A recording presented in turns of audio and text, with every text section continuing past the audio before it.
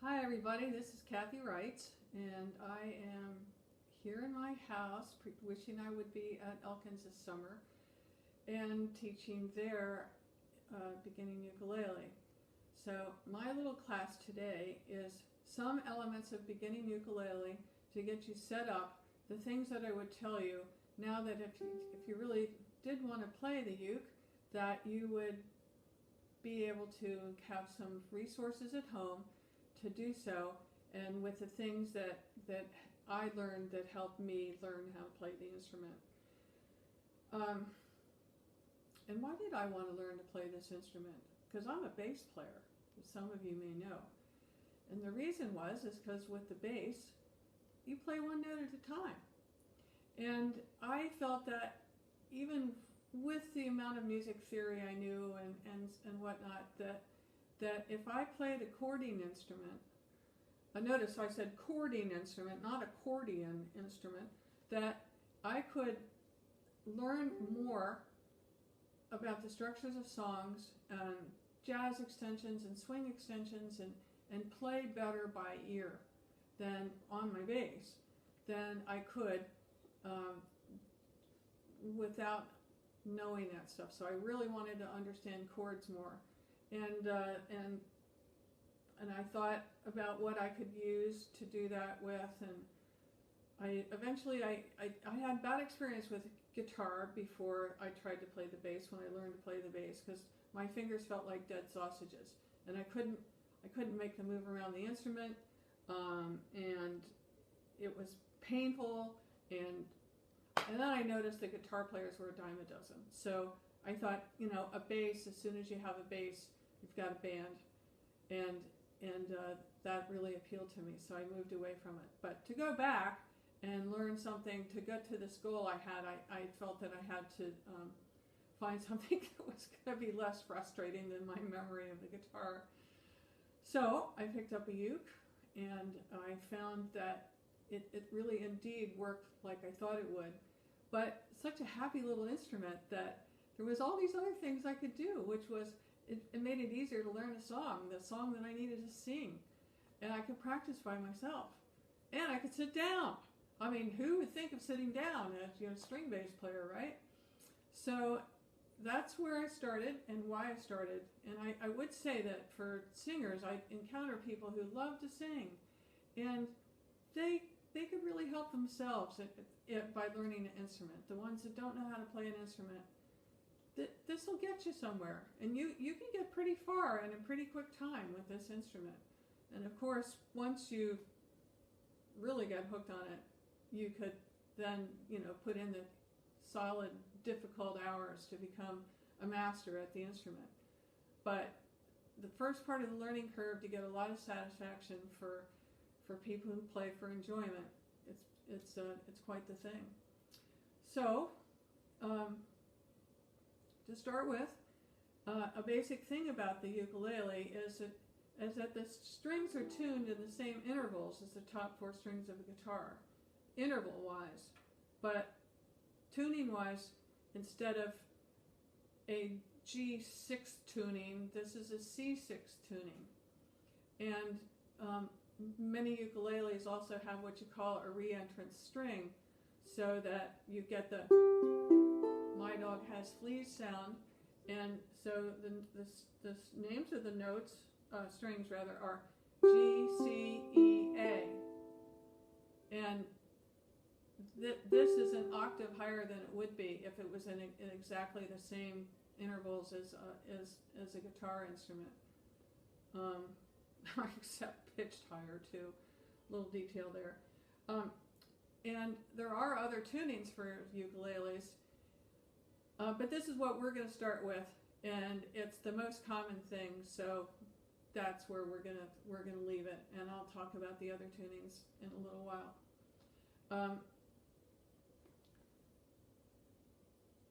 Trying to develop good habits is really important right from the start. So one of those good habits that helps people with instruments, any kind of instrument, is to have the right posture and the right, however you hold the thing, whatever the instrument is.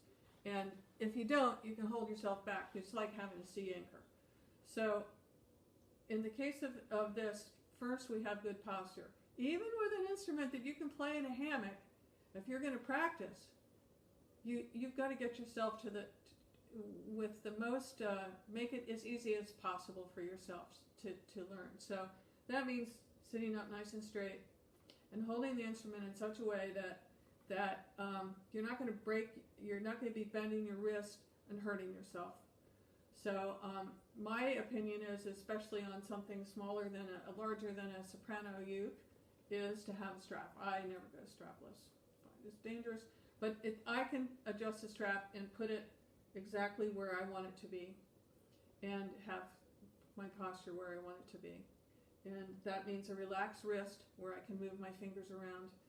And then the other thing about it is what you do with your thumb. Your thumb needs to be behind your fingers and somewhere back there as support.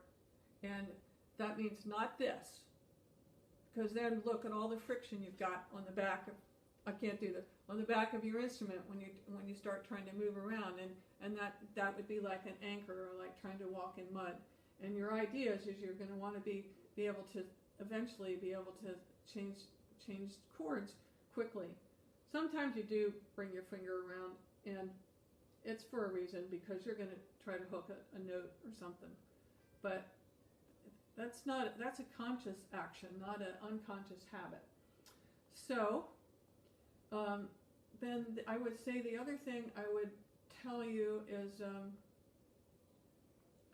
got about the tuning.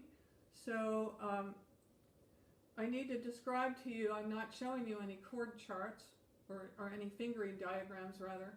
So I could send you them later if you wish, but I'm going to describe the chords here. Starting from my nose, I've got this string I'm going to call 1, 2, 3, 4. So that's 1, 2, 3, 4 on that.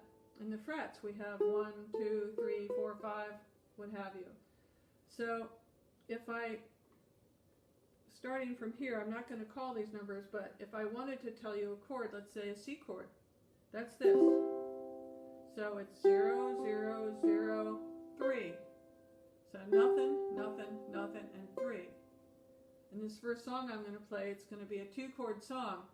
So, and we need this C, and we're going to need the 5 chord, which is a G7 in this key. So that's going to be looking like this. So that's 0, 2, 1, 2. It's a triangle. The regular G is a triangle looking like that, just for the heck of it to tell you. So that would be 0, 2, 3, 2. So I pick a song, I'm sorry, it's just an easy, very easy song that probably is burned into your brain, Clementine. But it works, and this is something just to change these chords and to find a way to make your right hand move. And I'm not going to spend a lot of time on right hand style in this lesson. I know that you can go, and all of you can go and look in books, and you should, and find stuff. You should go on YouTube and watch other players. You know, when you can get back together, there's people to watch and lots of things to do. So it's just only so much that we can go for. So I'm just going to kind of play simply in what my hands are going to do without me thinking that much about it. Of course, when you do play and you're practicing, time is everything. So when you're, to have a steady beat. And I can't say enough for any musician that to use a metronome. You can get an app on your phone, or use iReal Pro. It'll play the chords for you, and a drum. It's a little more pleasant than a metronome. That's an app. I guess you can get it on Android or Apple. And when you're learning, when you play by yourself, if you're struggling and you find yourself in a place where you slow down and then you speed up and you slow down, you may not notice it. And so you're practicing a mistake. You're practicing bad rhythm, bad time. So right from the start, don't do it. of us had to learn the hard way, but you don't. You can learn the easy way. So here we go. 1, 2, 3, 4. In a cavern, in a canyon, excavating for a mine, lived a miner, a 49er, and his daughter, Clementine. Oh my darling, oh my darling, oh my darling Clementine, you are lost and gone forever, oh my darling Clementine. And then so on and so on. You can just sing all the pitiful words to that song. But I just chose it because it's something simple. You can do this tune in another key now. And, you know, depending on your voice, that might not be the best key for you or the best song, but who's talking about that? So you just go to the next key that you can think of, and the opposite key would be G. So we have 0, 2, 3, 2. And the other chord, the 5 chord, is going to be a D7. And there are 2 ways to play that. And I happen to favor this way, which bars across here on all the 2nd fret, 2, 2, 2, 2, and then there's a 3 at the end, like that. Because it gives me some things I can do when I want to. The Hawaiian D7, I don't know why they call it, I guess I don't know, is 2, 0, 2, 0. I don't do that by habit, but sometimes it actually sounds better than putting this 7th on the top. It's kind of, so depends on taste and thinking about how you're going to play a song. So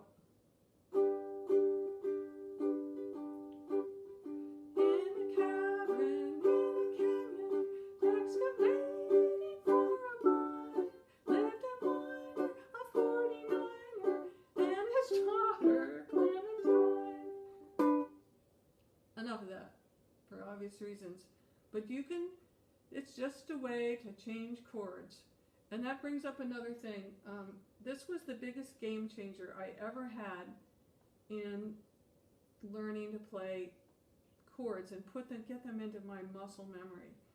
And I learned this from Byron Yasui, who came to Augusta one year, and there's a guy to look up, Byron Yasui. And actually, he's a bass player and a ukulele player, and he can play classical music and jazz and everything else on everything he's got. He's from Hawaii, at the University of Hawaii. Delightful fellow. So, he says, so you find your fingers and you're going, oh, you're okay. Or you're like, how can I get them somewhere, and he says you put them down and you take them up. Put them down, take it up. Put it down, take it up. Put it down, take it up. Now he says, you feel like all of a sudden your fingers are staying there. They're not just sort of going over to whatever random position they would have, and you can get them back down. He says, now take them further away and get them back. Take them further away and get them back. This is something you can do while you're watching TV. And I'm telling you, it makes the biggest difference in the world.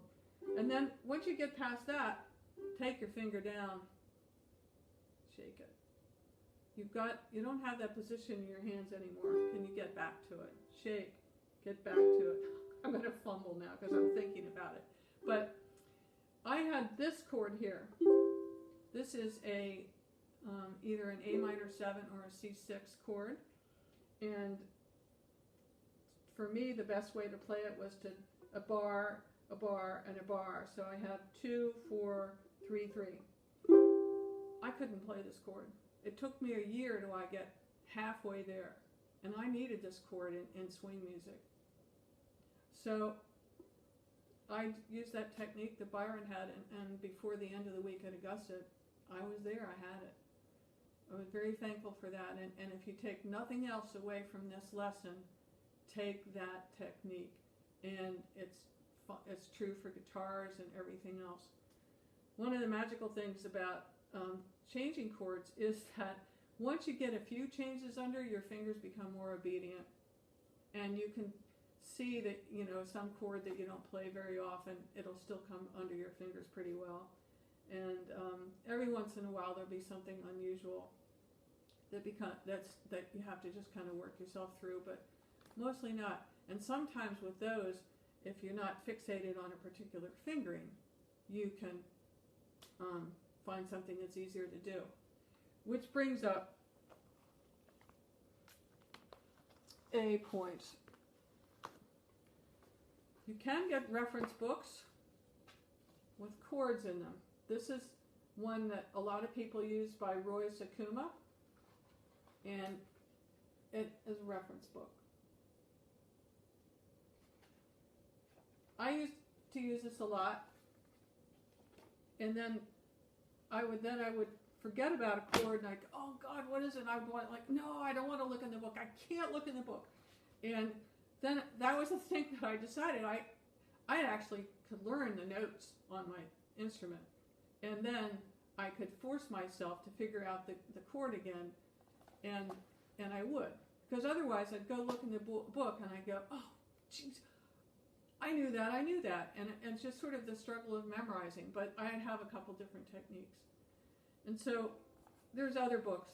This one has a zillion chords in it, and it has them all, and then it changes for all the possible tunings of a ukulele. A baritone uke, a B-flat uke, a D uke. You have a cuke and a duke and a gook and stuff like that. So those are useful to have, but don't get stuck there. Learn the chords. And what else? So,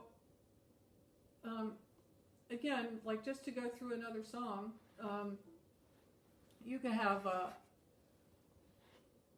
another simple song, another 2-chord song.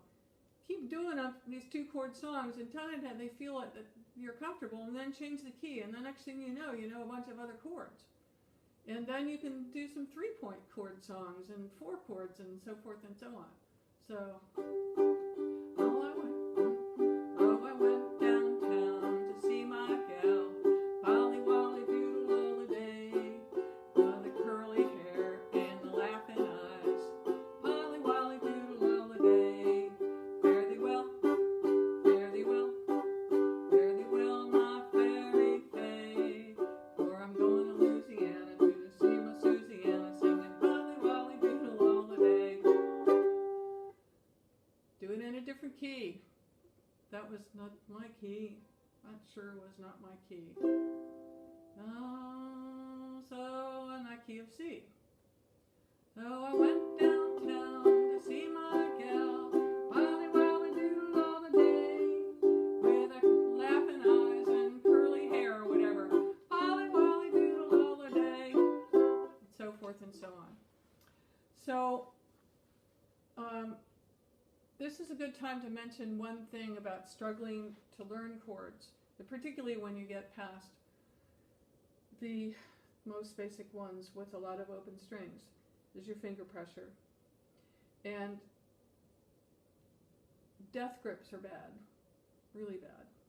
And not only do you tire yourself out, and it makes it harder to move quickly. Again, you've stuck your fingers in 3 inches inside the instrument, and then you want to change a chord, and you got to pull it all the way back out. So you want to be as light as you possibly can, and not get a buzz on your instrument. Get a buzz somewhere else, but not on your instrument. And the other thing that's particularly nasty about a ukulele, since it's such a short scale, is that it's really easy to push on a string and change the pitch. That's great for blues playing, but it's not good for playing out of tune because you're smashing your fingers down and pushing everything. So start from the beginning, and every time you find yourself pushing too hard with a desk grip, lighten it up, and you'll reward yourself. What else? As far as right hand strumming techniques are concerned, you can look in books, look at what people are doing, look at some instructional stuff. If you get ukulele books, always read the beginning, always read the intro stuff before it gets into the songs. You're going to learn stuff in there. And if you don't know any music theory, there's going to be some basic music theory. It is a good idea to learn some basic things, and just basic music nomenclature, the ability to tell what key a song is in by looking at a key signature or certain other clues for that sort of thing. And it just makes things less frustrating as you go along. So I know there's some people that really absolutely know none of it, and then they're rather proficient musicians, and that mystifies me. I'm always looking for any help I can get from any place, whether it's my gut instinct, whether it's my not so prodigious memory, whether it's just some little technique I would have, like just like this. Here's a C chord, 0 0 0 3. Here's an F chord, 2 0 1 0. So I want to play an F. I want to play a C. That's why I would just I look for other ways to play the string or the chord if it's easier from where I'm going, from where I've been. Just little things like that. Every time you sit down to play your instrument, play a melody by ear. Any melody. Start with stuff that's really simple. Clementine or Polly Wolly Doodle or Twinkle Twinkle Little Star. Play a melody by ear. That will get you feeling where things are in your instrument, where the intervals are and how they play with each other. And you can take it beyond that. You can, instead of playing it down on the lower strings, you can find ways to play it up here, not by going up and down the top string, but by going across, because the notes are all there. And it's just a good habit to be in. And later on, when you want to learn how to play solos and stuff, that's the sort of thing that will help you. So it need not be boring. And then you can say, well, I just played that, and I ran out of notes. It's the lowest note on this instrument is middle C, so I have to start it somewhere else so I don't run out of notes on the bottom. Figure out what key you're in. What key are you in? One clue is the last note of the song is probably what key you're in. Then you could say, well, I got that melody now. I'm going to figure out what the chords are.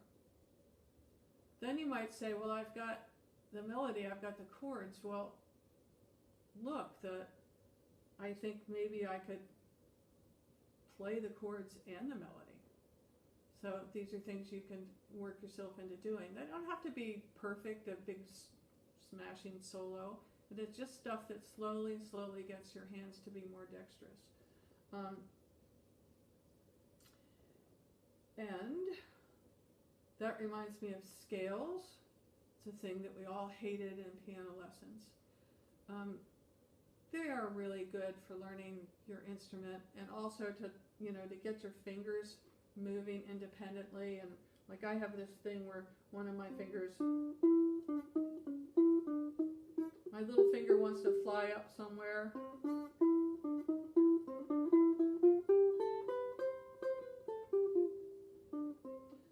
Sometimes, and it's like, don't go there. It's so far away. I need you, and it goes up there on its own. And these things you can learn by just carefully fretting, even if you just go.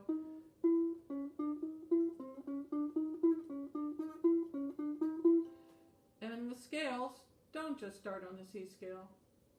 Think of a cycle of fifths.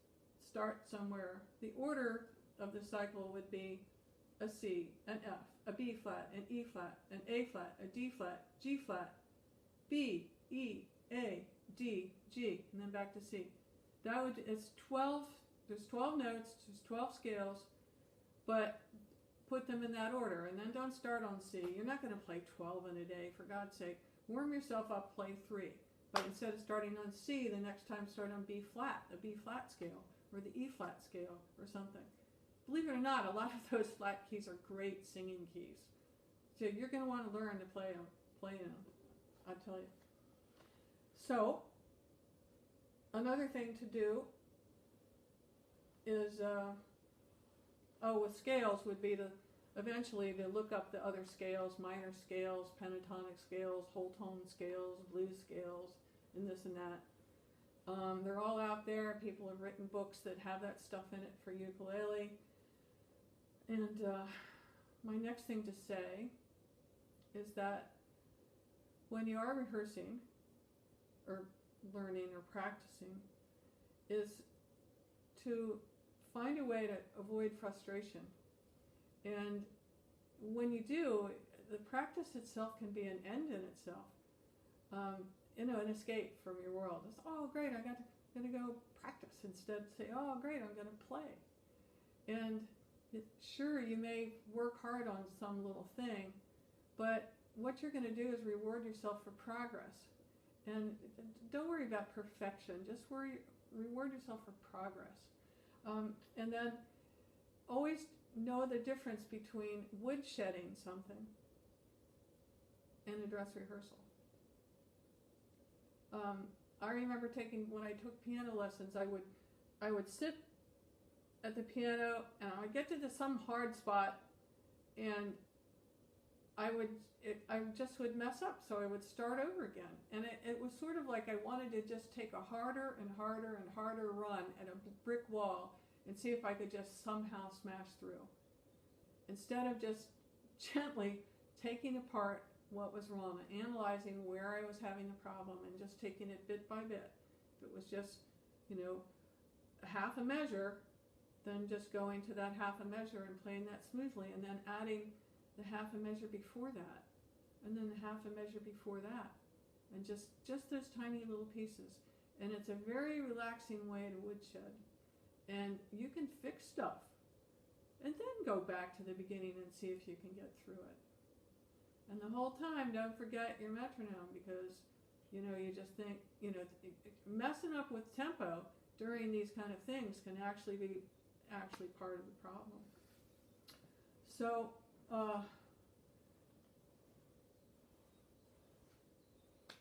let's see. I'm looking at my notes. Sorry. I know I haven't played a lot, but there's no point in really making a play along here, so I just thought I would give you some tips. And now I'm bluthering because I can't remember what I'm going to do next. Let's see.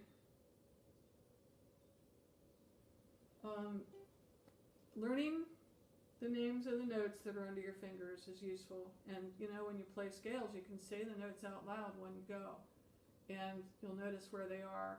And it's just, then it's not really a rote memorization, or like you have to have some kind of version of flashcard, like, okay, what's that note? Well, and then say the note.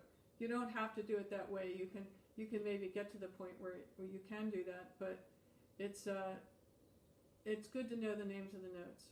And it's good to know the intervals, because even if you don't know the names of the notes, if you can play a melody somewhere up here and it sounds correct, is it really that? Do you have to know the name of the exact note, or do you just have to be able to play the melody in the key that you're in? So, anyway, for people who are interested in buying ukuleles, I would say that try to buy something above the level of a toy, because you'll be a lot more satisfied. And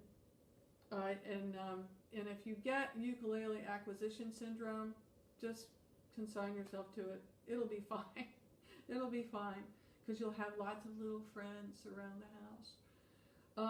One of the best resources, I thought, for finding ukes was to go to fleamarketmusic.com. That's run by Jim Beloff and his wife Liz, and I think some of their relatives. And they have some some reasonably priced ukuleles, at least they did, that sounded good. And ukes are more popular. You can find stuff in stores, but basically the most important thing is whether it's got good intonation. So does it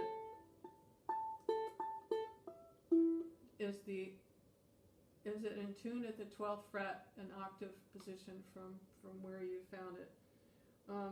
If you've got more interest and more time, there's some things that are very useful, and that's to have a radius fingerboard like guitars usually do instead of a flat one. I just find that easier. It's easier to finger them. You're going to pay more, but if you enjoy playing, that's what you have. So this here, I'm just going to explain. This here is a concert scale ukulele. It's also paddle-lele, and I can easily get to the 12th fret without it being above the fingerboard, and because of this sort of cutaway thing, I can get up higher if I want to. I do have some other toys. Here's a soprano. Now this uke is probably not a strap thing, and you can do this. You can get this kind of rubber stuff that people use under a throw rug and hold it. But then your posture is still going to be the same as the other uke. Try not to go down like this, to look at your fingers and back your finger and then have it way down here. Just not the greatest habit in the world. If you've got little dots along here, you're going to be able to figure out where you were. And it's eventually good to not look at your hands if you can help it. Then I have the concert-sized uke. This has a radius fretboard. And this happens to be my uke that sits at my desk. And this one I just showed you, this old Kamaka uke, this hangs in a powder room next to the toilet. So you can have them everywhere. And then I have a beautiful tenor uke, just tenor scale uke. It's still, all of these are tuned in C. But this one has a longer scale. It's got the 12th fret is above here. It also has a radius fingerboard, and it's a handmade uke by David Talisma. And I love the sound of this. I don't play it as much because it's beautiful and I'm so rough on my instruments. This little beast is banjo ukulele, and I play this with a pick in lieu of the tenor banjo in a 20s and 30s jazz band, and I just bash it and bash the chords out. It's very loud, and the trumpet player doesn't like to sit in front of me. So, and I should have said too, this uke that I'm using here, this paddle-lele, was made by Joel Eckhouse of Ernest Instruments, and he has been a teacher at Augusta. I think he's still making instruments. And the next thing I wanted to say was things that you can do at home that will help you get started, because you got to do most of this by yourself anyway when it really comes down to it, if we're not together for 5 days in a row. This was the book I started with, and it's by Jim Beloff, the Flea Market Music, Jumpin' Jim, and it's got the songs in it, just going through, shows you the finger shapes. He goes through some right hand techniques, and I found it to be a good way to start. Of course, for me, like, since I was already a musician with playing jazz and swing and other stuff, like, I didn't really want to be playing Clementine and Polly Wolly Doodle. I needed to get to the music and my own personal repertoire as quickly as I could. And I moved on. I had another book by him that's a little more advanced, Ukulele Gems. So, and it's the same thing, but it just has the music and it has the fingerings. And I'm not much for tab. And I don't like tab because it's a whole nother system and I already know how to read music. So why would I do that? This is a book by Fred Sokolov. He's a guy in California. He's an excellent musician. It's got a CD with it, or probably, I don't know, these days maybe downloadable stuff. And he's teaching you stuff all the way through this book. He's got an excellent study method. And you'll get some theory and everything else while you're learning where to mash your fingers down. And he does have some tab in here for people that just love that stuff.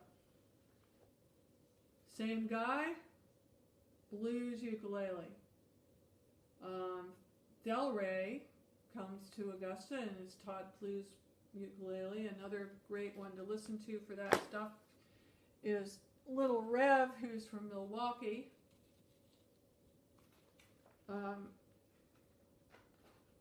Here's another one,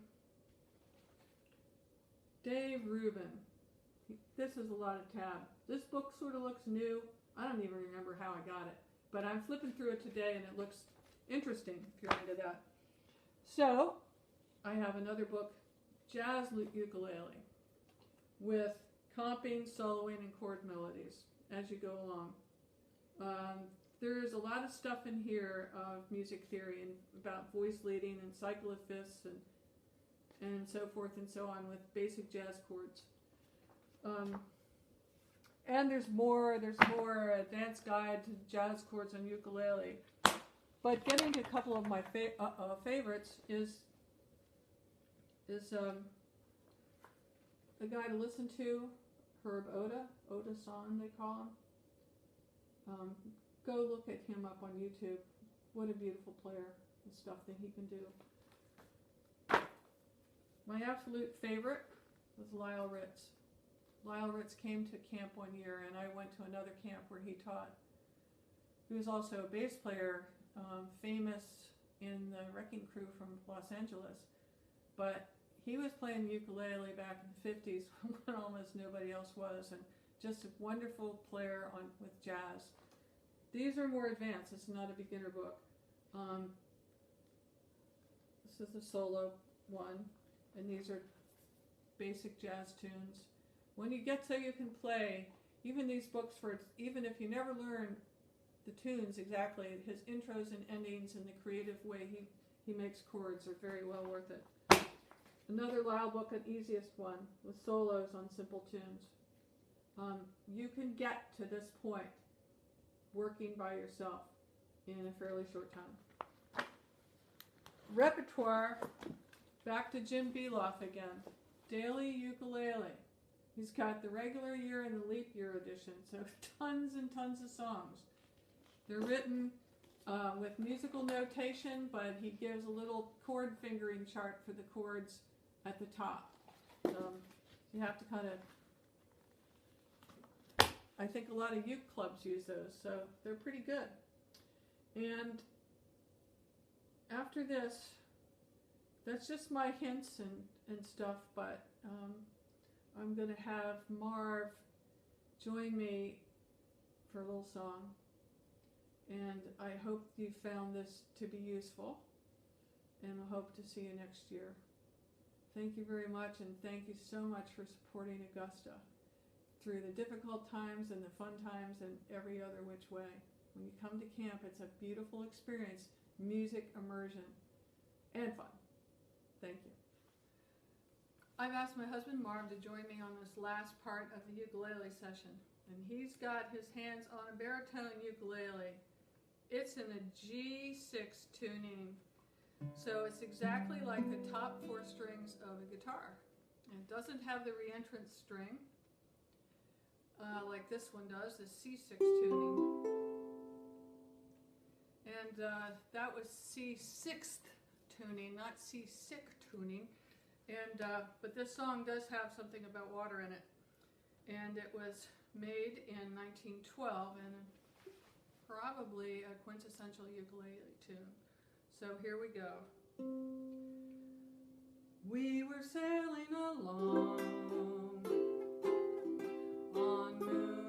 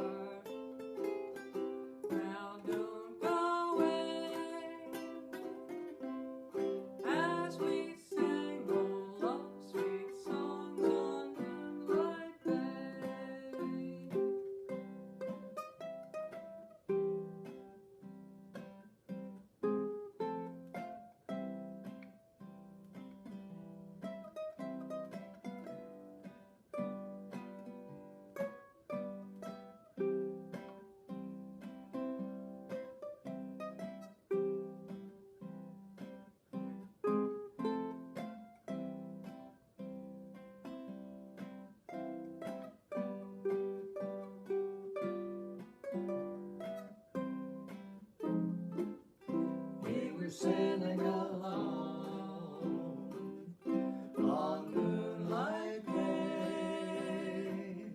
You could hear the voices ringing, they seemed to say,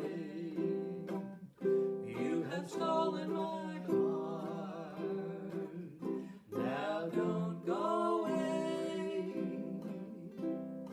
As we sang old love sweet songs on moonlight day,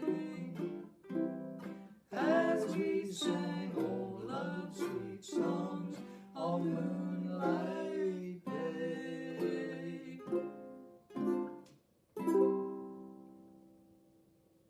Thank you, and we'll see you in July of 2021. I just know it.